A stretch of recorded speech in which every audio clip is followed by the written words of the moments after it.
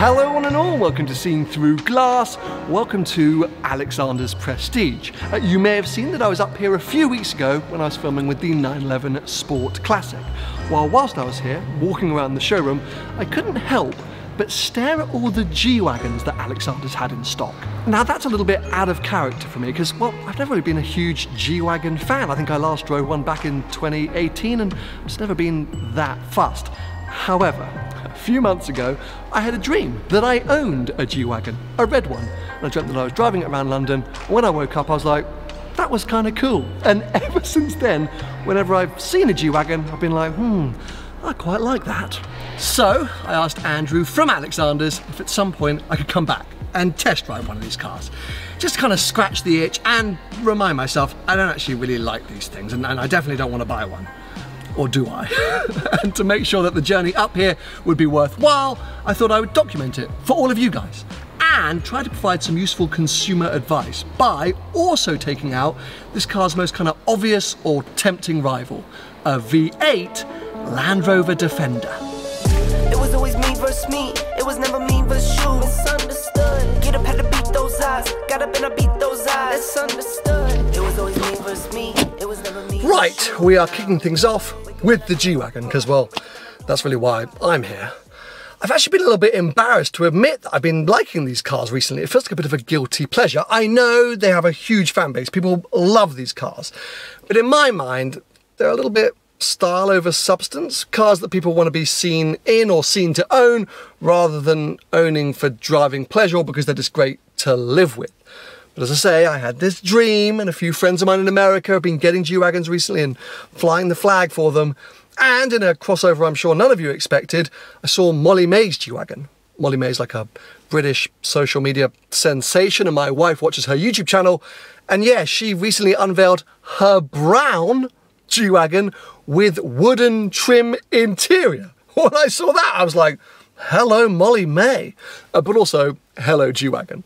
However, I am kind of proving my own point to be true because this is me liking the idea of a G-Wagon and not necessarily the substance, the actual driving part. So yes, let's go and hit the open road and see what that style over substance balance really is, whether I can quash this quite bizarre desire I have to own one of these. I'm never going to own one. It's a stupid thing to say.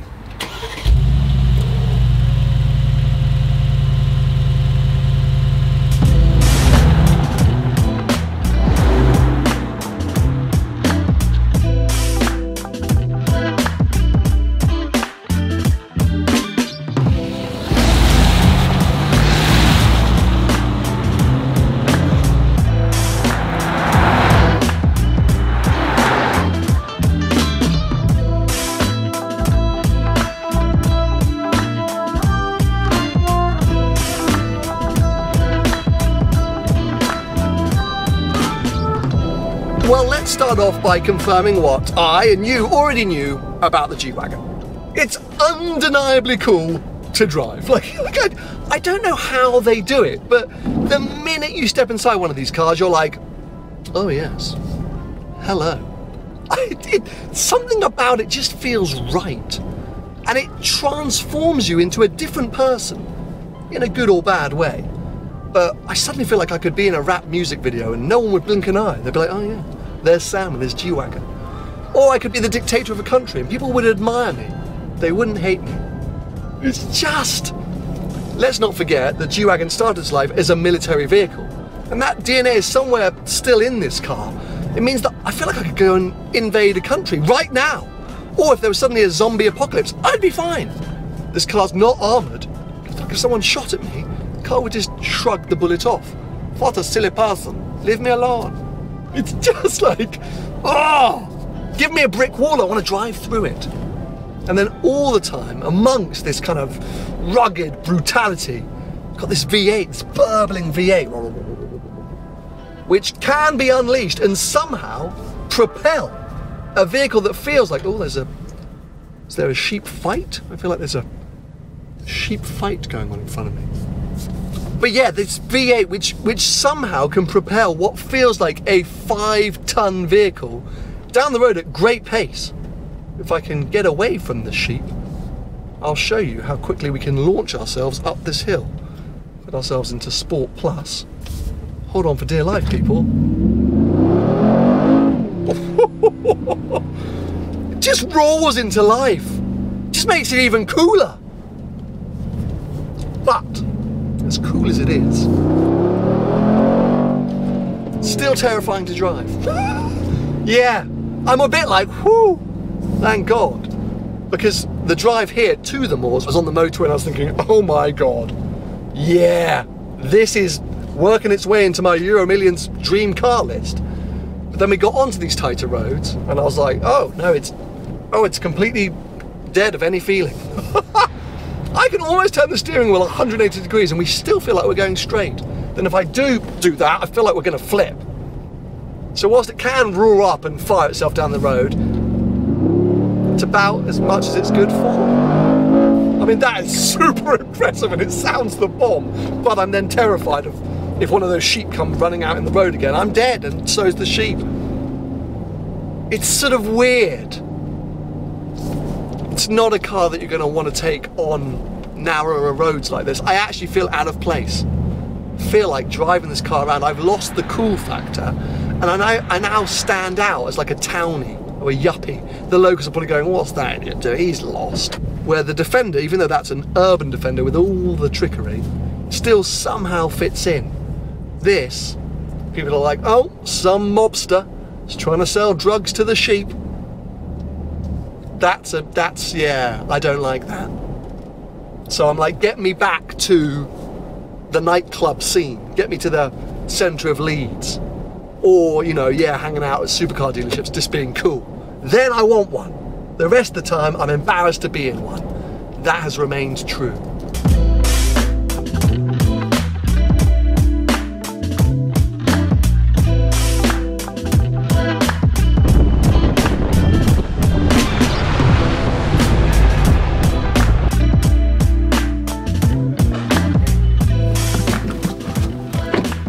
We just stopped for a delicious lunch at the Thimbleby shooting ground. We didn't shoot for our lunch, there were some delicious club sandwiches, but super cool place here and actually really, really busy. Lots of other SUVs in the car park. None of them G-Wagons, actually a few other Land Rover products. So I feel immediately more at home because I am now inside the V8 Defender. And I'd say the very first thing I've noticed is, well, what a lesser product this car feels inside. It's not necessarily a negative, but the one thing which I didn't mention about the G-Wagon that was a surprise to me or I had forgotten is how luxurious it is.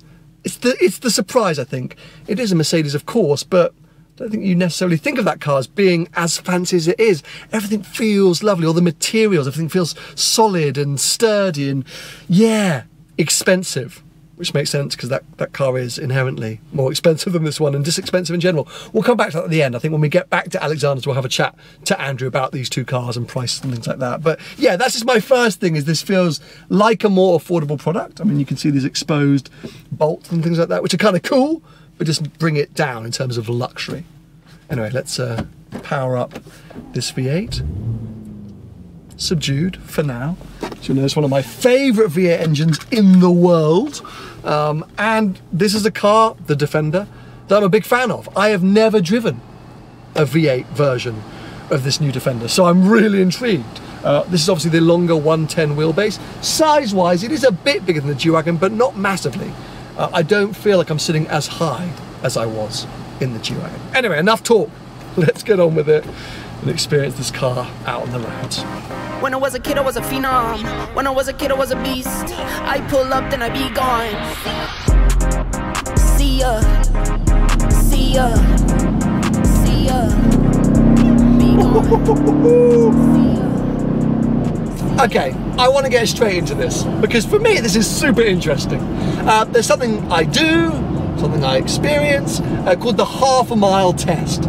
Essentially, I feel like I know whether I'm going to like a car, whether I'm going to think a car's any good within the first half a mile of the test drive. It's like an immediate gut instinct. I just like, yeah, and I've just experienced it with this car. We're probably a mile from Thimbleby shooting ground, and I'm like, this thing is brilliant. And I can tell you straight away, I prefer it to the G-Wagon. Now, as I mentioned, I'm a big Defender fan, so there was lots of elements about this which I just like because it's a Defender. But in comparison to the G-Wagon, and equipped with that V8 engine, okay, so firstly, one thing I really don't like about driving a G-Wagon is, for me, it always feels like you're floating, like you're on stilts. This cardboard box is low. Yes, it's very fast, and turn up to Sport Class, it is impressive what it can do, but I just don't like the driving sensation. This thing immediately feels like it's sitting lower, or just all that weight, and I think it's probably more weight, or it's a lot of weight, it's like, oh, more planted. It feels nowhere near as fast. Actually feels a bit slow, this car, because it probably weighs 32,000 tons. So despite having a hunking great V8, it's not really going anywhere. But it doesn't necessarily matter because you're getting the theatre, you're getting the specialness of hearing that rumbling V8, and okay, fine, I'm trying to do pulls from 65 to 70 miles an hour. I'm sure off the line or from a roundabout it's going to feel rapid. But it adds another cool element. In my mind, Defenders have always been cool. This adds another cooler element. And I much prefer it dynamically to a G-Wagon. It's not as luxurious, but it's cool or nice in its own way. And yeah.